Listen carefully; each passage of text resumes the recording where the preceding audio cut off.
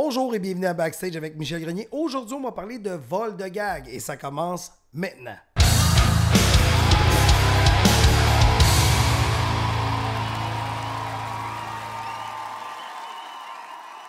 Premièrement, c'est quoi le vol de gag? Très simple, il ne faut pas mélanger vol de gag et manque d'originalité. Commençons par le vol de gag.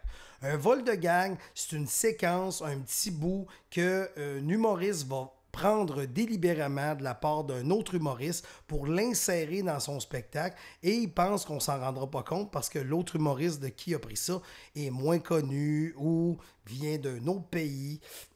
Aujourd'hui avec Internet, allez voir Copy Comics qui ont su exposer certains humoristes qui ont cette pratique déloyale, c'est-à-dire de prendre l'essence d'un autre humoriste. Toujours en restant dans le monde de la copie, il y a aussi des gens qui vont prendre juste un gag, mais tu reconnais que ce gag-là ne vient pas d'eux. Exemple, s'il y a une personne que vous êtes habitué de voir sur scène, c'est un stand-up pur, il fait...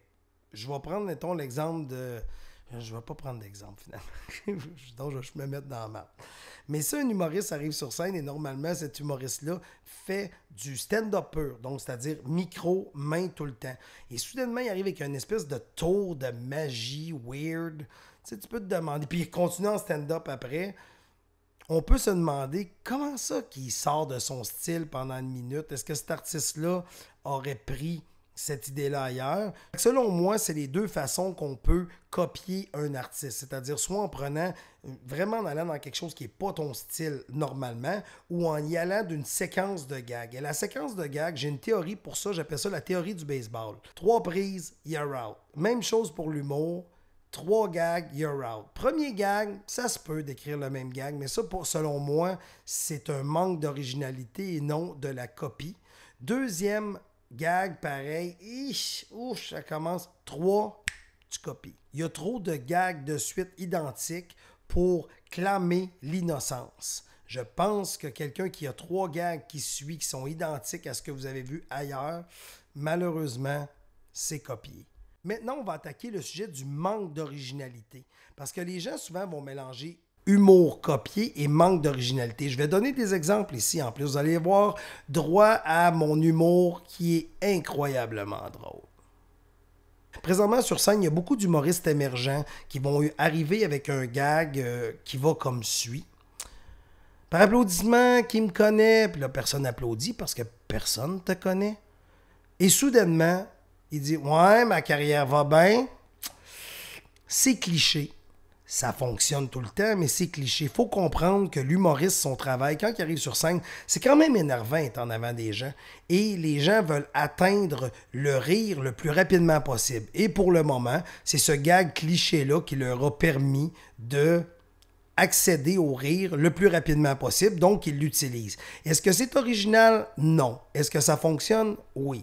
Est-ce qu'il faut que tu continues à le faire? Non. Deuxième gag que je trouve qui est cliché, que j'ai entendu à plusieurs reprises, puis ça, un gag cliché, c'est pas un gag copié, mais c'est le genre de gag qu'on se dit, je l'ai tellement entendu de fois que je sais plus d'où est-ce que ça vient, mais ça nous fait rire à chaque fois.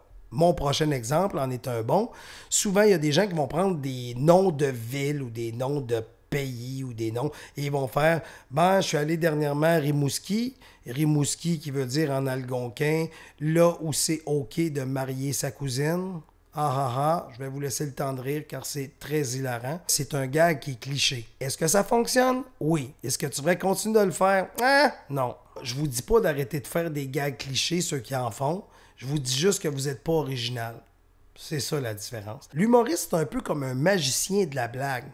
Si on voit venir tes tours sont pas bons. Même chose pour un humoriste. Si on voit venir tes gags sont pas bons. Ça fait assez longtemps que je travaille là-dedans, je crois, pour être capable de faire la différence. Ça, au début, je me rappelle, quand j'ai commencé dans le domaine artistique, surtout au niveau de l'humour, tout de suite, je voyais un gag similaire, puis au lieu de penser à un manque d'originalité, je dis « Hey, j'ai entendu ça d'un tel, puis ça, c'est copié. » C'est pas copié, c'est un manque d'originalité. Merci encore. Merci. Je veux juste dire merci pour les commentaires. J'ai reçu en dessous de la semaine passée. Je vous remercie beaucoup. Il y a beaucoup de sujets là-dedans. J'avais même pas pensé. Je vous disais, j'en avais comme 40, mais il y a plein d'affaires que j'avais pas pensé. Et c'est sûr, comme je vous dis, il y a des sujets qui vont s'entrecroiser. Mais c'est pas grave, je vais parler de plein de choses qui m'inspirent. Merci beaucoup, beaucoup d'être là. Et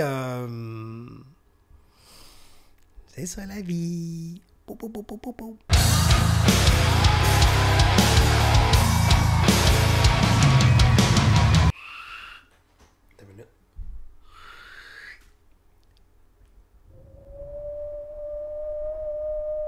Je fais des effets sonores. Ciao, ciao. Je fais des effets sonores. Je pense qu'il ne faut pas copier la dernière section.